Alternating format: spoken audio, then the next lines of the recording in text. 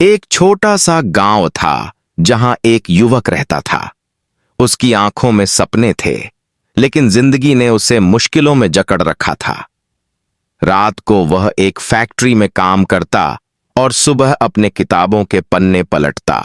उसकी मेहनत और जिद ने उसे 10वीं की परीक्षा में पूरे क्षेत्र में पहला स्थान दिलाया। लेकिन यह जीत उसके लिए खुशी नहीं लाई। घर की जिम्मेदारियों और हालातों का बोझ उसके सपनों को कुचल रहा था। युवक के पिता का देहांत हो चुका था। घर में एक बीमार मां और 4 छोटी बहनें थीं। वह खुद मजदूरी करके अपने परिवार को संभाल रहा था। उसे लगा कि अब पढ़ाई उसके लिए एक सपना भर है। उसने पढ़ाई छोड़ दी और स्कूल जाना बंद कर दिया। युवक का स्कूल न जाना उसके शिक्षक के लिए चिंता का कारण बन गया। वे जानते थे कि यह लड़का साधारण नहीं था। उसमें कुछ बड़ा कर दिखाने की काबिलियत थी। एक दिन वे उसके घर आए। युवक ने उन्हें देखकर खुद को रोक नहीं पाया और फूट फूट कर रो पड़ा। उसने अपनी हालत बयां की। गुरुजी, मैं क्या करूं, पढ़ाई करूं या घर संभालूं? मां और बहनों को छोड़कर मैं कैसे अपने सपनों के पीछे भाग सकता हूं? शिक्षक ने शांत स्वर में कहा, बेटा चलो मेरे साथ। शिक्षक उसे समुद्र के किनारे ले गए। लहरों की आवाज गूंज रही थी। शिक्षक ने युवक से कहा, तुम यहां तब तक बैठो जब तक समुद्र की लहरें पूरी तरह शांत न हो जाएं, तभी तुम इसमें स्नान करना। युवक ने ऐसा ही किया। वह ध्यान से लहरों को देखता रहा।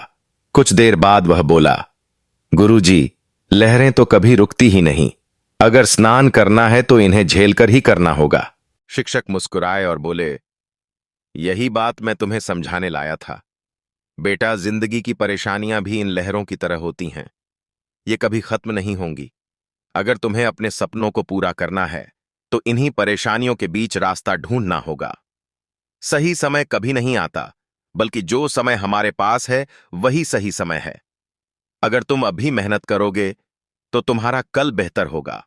अपनी जिम्मेदारियों से भागना नहीं, लेकिन अपने सपनों को मत छोड़ना। शिक्षक की बातों ने युवक को गहराई तक झकझोर दिया।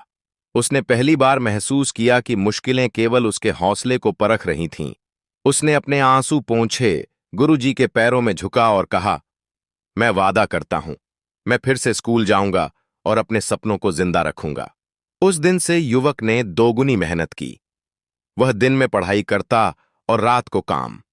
उसकी मेहनत रंग लाई और उसने एक दिन ऐसा मुकाम हासिल किया जिससे उसकी मां और बहनों को गर्व हुआ। दोस्तों, जिंदगी में परेशानियां समुद्र की लहरों की तरह होती हैं। आती रहेंगी, जाती रहेंगी, लेकिन अगर हम उनका सामना करें तो अपने सपनों को सच कर सकते हैं। याद रखें, सही समय का इंतजार मत करें, बल्कि जो समय आपके पास है उसे सही बना लें।